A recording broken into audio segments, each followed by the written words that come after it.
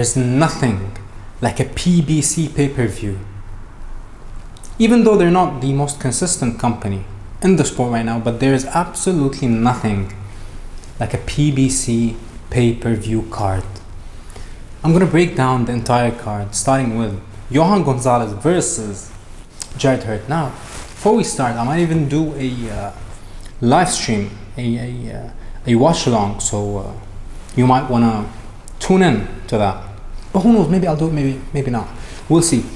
Johan Gonzalez first, going up against the former champion Jarrett Hurt. Now, let's talk about Johan Gonzalez. He has the most outrageous record you will ever see. I've only seen him fight one time. He's 35 wins, 34 knockouts. But let me be honest, the man has knocked out absolutely nobody. He knocked out a bunch of tomato cans, and I realized that when he fought Jesus Ramos, one of my favorite fighters, the fight was not competitive, and he hit Jesus Ramos with a lot of flush shots, and he never buckled him, never hurt him. Eventually, Jesus knocked him out. But he's fighting Jarrett Hurt, the former 154-pound unified champion. What can you say about Jarrett Hurt?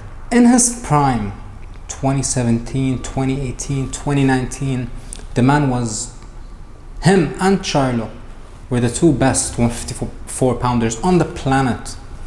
But ever since Hurt's dad passed away, and I believe he got married and he still lived with his mom and dad. Like, the man loves his family more than he loves himself.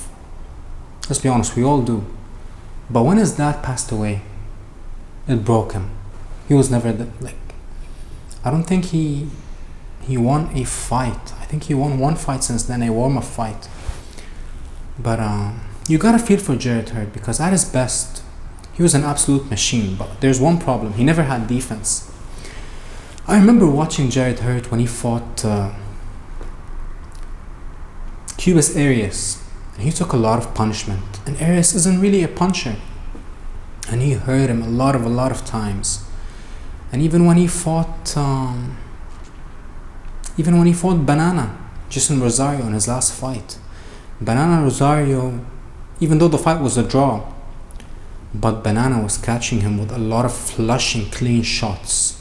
I'm not gonna stay too long on this fight, but my prediction is Jarrett Hurt, if he has anything left in the gas tank, I believe he beats Johan Gonzalez. I don't believe Johan Gonzalez has beaten any good fighter, not even elite. I don't think he beat any good fighter. The only two times where he stepped up, Jesus Ramos and Tellez, the Cuban Tellez from Warriors Boxing. And he lost both fights. He got dropped in both fights, and he couldn't hurt neither of them. And I believe Jarrett Hurt is better everywhere, but I'm not too sure how much Jarrett Hurt has left in the tank. So I will be rooting for Jarrett Hurt, but let's see what happens. My prediction is Jarrett Hurt will possibly and hopefully get the win. Now, second fight. J-Rock Williams versus Yoenis Tellez, the Cuban young 25-year-old stud. A lot of hype on Tellez. I'm not too sure why. Yes, he does seem to be very good when it comes to his boxing ability, when it comes to his talent. But he hasn't really showed us anything yet. But now he's fighting a former world champion, J-Rock Williams. What can you say about J-Rock Williams? Let's talk about him first. Also, in his prime, the man was an absolute force, but he never had a good chin. That is his biggest weakness. I remember watching J-Rock Williams get hurt and knocked out bad by Jermall Charlo almost 10 years ago. And he's still fighting now. He took a lot of time off, and he is a businessman now.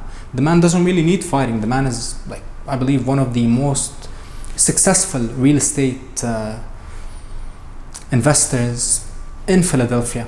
So I give him all the respect in the world. He's an exceptional human being, J-Rock Williams. He's also a role model for a lot of Muslims in Philadelphia and even around the world. The man is an absolute class of a human. I believe that if J-Rock Williams can take the power of Tellez, I believe he outboxes him and possibly even, I'm not going to say stop him, but completely outclass him, because J-Rock Williams has everything. He has an exceptional jab, amazing footwork, he has that Philly style, that Bredman Edwards style. This is the style that Caleb Plant, that is why Caleb Plant, one of the best fighters in the world, he hired Bredman Edwards, because he saw how great of a job Bredman Edwards has been doing with J-Rock Williams for years now. And I believe the first high-level fighter that Coach Bredman has coached is J-Rock Williams. So it's going to be a very tough fight. The youth, you can't ignore the youth. Yoenis Tellez, I believe he's almost 10 years younger, 10, 11 years younger than J-Rock Williams. And let's not be mistaken here. Let's not be mistaken. They're setting up J-Rock Williams to lose this fight. We gotta be honest here. They want Tellez, the young, up-and-coming Cuban star, to shine on this night and beat, and possibly they want him to stop J-Rock Williams. And that is why they give him, out of all the veterans, they give him the guy with the least punch resistance. So they want to see a knockout. They want to build their resume. More than likely, Tellez, he is the favorite. Tellez should win this fight. But if J-Rock Williams has anything left in the tank, if he's still dedicated to boxing, if he's not as focused on real estate for this camp, if he truly focused on boxing for this camp, I believe he can get the job done. But time will tell, and we will find out this Saturday. Next up, we have Alberto Puello, the WBC 40-pound champion, going up against Sandor Martin. Sandor Martin, the pride of Spain. What can you say about Sandor Martin? He's not the most exciting fighter. He doesn't have power at all, to be honest. But the man is an exceptional boxer, especially a boxer who likes to go on the back foot and who can box on the back foot. He beat Mikey Garcia. Him and Errol Spence were the only two men to ever beat Mikey Garcia. And let's be honest, Errol Spence was way bigger than Garcia, but this man is almost the same size, if not a little bit bigger than Mikey Garcia, and he completely outboxed him in California, in his hometown. Most importantly, he beat Teofimo Lopez, the former unified 35-pound champion. He outboxed him, dropped him twice. And we never really saw any power from Sandor Martin, except that fight. He kept his best punch, unquestionably, is the check hook. He's a southpaw, and he's fighting a southpaw, Alberto Puello. He was checking Teofimo Lopez all night long. But this is the problem in this fight. He's a back foot fighter, but you know who's also a back foot fighter? His opponent, Alberto Puello. Now, this is my biggest issue with Alberto Puello. Alberto Puello was a world champion. He was supposed to fight Rolly Romero for the 140-pound championship 2.5 years ago, but he tested positive for steroids.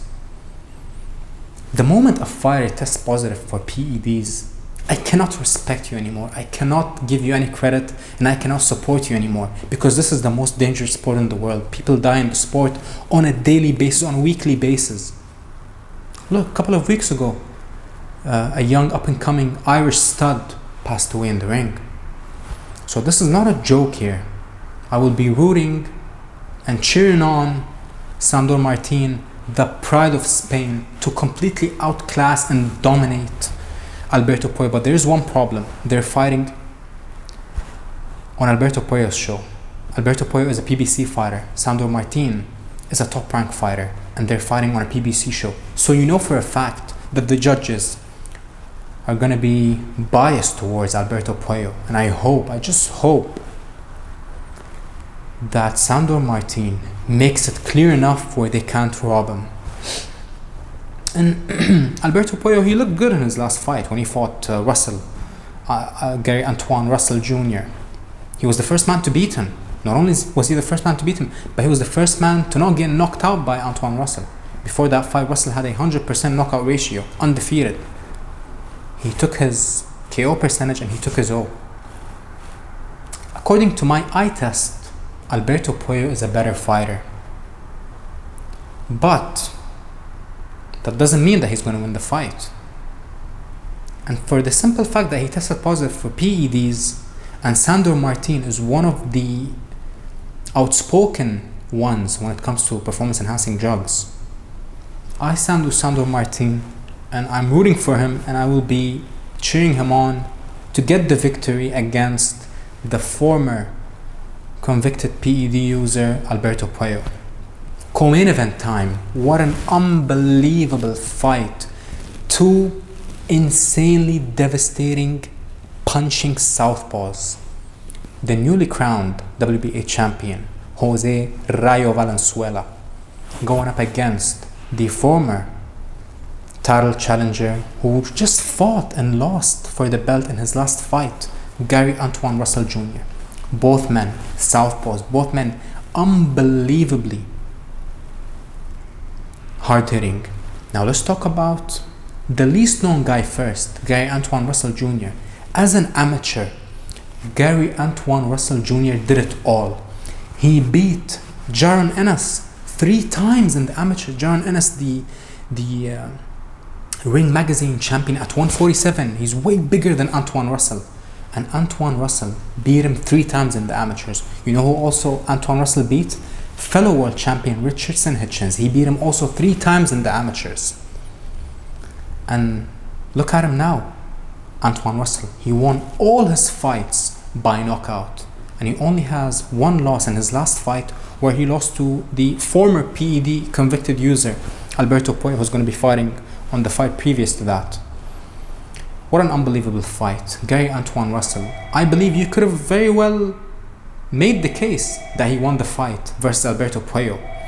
But it was a close fight, and you can say that he got outboxed by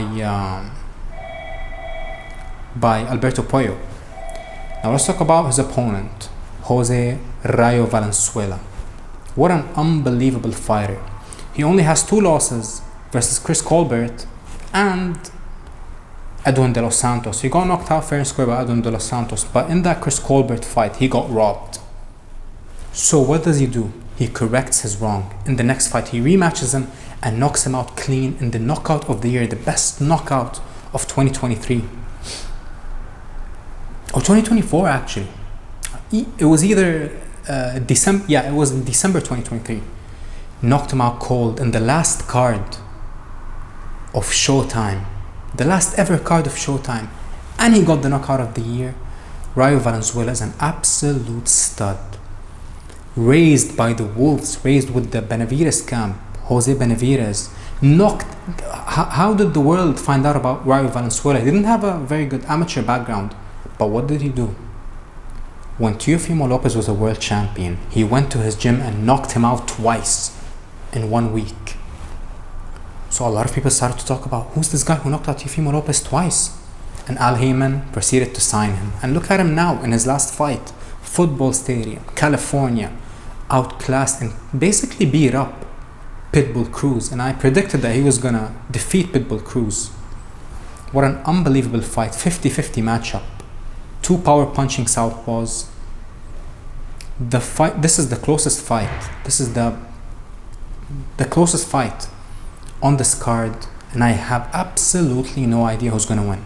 Antoine Russell appears to be the better boxer with a better decorated amateur background, but Rayo Valenzuela has proved now that he is so far the better professional. 50-50 matchup. It is impossible to predict who wins this fight. I don't know, according to their recent performances, you gotta give a slight edge to Rayo Valenzuela because he fought better competition as a professional.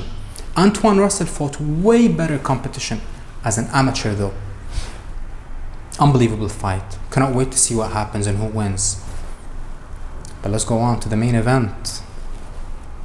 The fight that is probably going to steal the show. The face of boxing, the best flyweight on the planet, Gervonta Davis, fighting the 30-pound champion and his old friend, childhood friend, Lamont Roach. Both men sparred countless of times. Both men fought twice in the amateurs. And the last time they fought in the amateurs, the fight was so close that when they revisited the fight, the judging panel revisited the fight, they actually qualified Lamont Roach also to the nationals. So him and Gervonta Davis, even though Gervonta Davis beat him and Gervonta Davis qualified for the nationals, the fight was so close that the nationals team qualified Roach based on how close the fight was, and he arguably won the fight, they said. What can you say about this fight? Gervonta Davis, he is the definition of a complete fighter. Power punching, exceptional footwork. Especially in his last few fights, he's been proving. I didn't really know that he had exceptional footwork. But in the Pitbull Cruz fight especially, he showed levels. Unbelievable timing, unbelievable power, chin. He has one of the best chins alongside Canelo Alvarez. Him and Canelo Alvarez are the two faces of boxing, but they also have two of the best chins in boxing history. The same chin that Marvin Hagler's chin is made of. Absolute granite. So according to the eye test, Gervonta Davis does basically everything better than Lamont Roach. But this is the X factor. This is where things start to shift. Gervonta Davis, unquestionably the best lightweight on the planet, but this is not his biggest fight. It is impossible for Gervonta Davis to be as motivated for this fight as he was for the Ryan Garcia fight, Barrios fight where he went to 140, Frank Martin fight, coming off a long layoff, coming off jail time. I just can't see Gervonta Davis being as motivated. And look at him now, he's talking about retirement all the time. And he told us that he quit smoking and drinking years ago, I think 4 or 5 years ago. But recently, footage of him came out where he was smoking weed and stuff. So how focused is Gervonta Davis? Smoking, talking about retirement. Will we actually get the best version of Gervonta Davis? I don't think we will. But Gervonta Davis is so great that he doesn't even need to be at 100% to beat the best fighters in the world. But Lamont Roach, I believe Lamont Roach's key to victory. Let's talk about Tank Davis. We know his keys to victory. He's going to box in the beginning. He's going to start cutting off the ring. Nobody cuts off the ring in the lightweight division better than Tank Davis.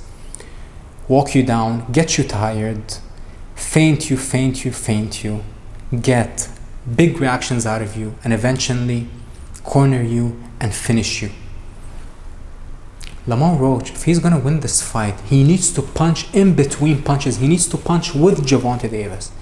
He can't punch second and he can't go first. If he's going to go first, he's going to have to go first and third. But it's going to be very, very hard to do that against somebody as sharp, as fast, and as powerful as Gervonta Davis. But if there's anyone who's going to do it, it is going to be someone who already felt the power of Tank. And Lamont Roach felt the power of Tank countless of times. He sparred him hundreds of rounds.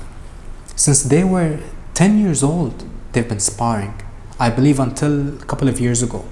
He fought him twice. So we know that Lamont Roach is not going to be broken before the fight. He's not going to be fearful of that power. We saw Gervonta Davis' last fight when he feinted early to Frank Martin, and Frank Martin gave that big reaction. Why did Gervonta Davis smile ear to ear? Because he knew he had him. He knew that Frank Martin was extremely worried about the power. He tired him out and eventually knocked him out. You have two types of Gervonta Davis. You have two styles of Gervonta Davis. That's why he's a complete fighter. He can fight in any style. He can box and he can fight. In his last fight, he didn't really box. He just put his hands up, high guard, and walked Frank Martin down all night long until he knocked him out. If Gervonta Davis wants to win this fight, I don't believe that he should box Lamont Roach, because Lamont Roach, if he's going to have a chance, it's not going to be in a shootout. He's going to bank a lot of early rounds, because we know Gervonta Davis is a very slow starter. He throws the least punches, but he's the most accurate puncher in the sport right now, and he's the most devastating puncher, at least in the lightweight division, and top 3 in the entire sport. So we know Gervonta Davis likes to give up early rounds, but he doesn't really count on the fight going the distance, and that is why he doesn't mind losing the first 3 to 4 rounds. But he cannot afford to do that versus Lamont Roach, because Lamont Roach, his game plan is bulletproof. And even Gervonta Davis right now, he's training in DC with Barry Hunter and the Headbangers, and he's training in DC not with Calvin Ford as coach for a reason, because he wants to make a statement. He wants to sun Lamont Roach and tell him, I'm training in your hometown with your coaches, with your team, and I'm going to get the job done. Cannot wait to see what happens. 50-50. It's not really a 50-50 matchup. It's a 60-40, 65-35. But anything can happen in this fight, and I cannot wait to see it. This is the card. Enjoy the show. Let's go.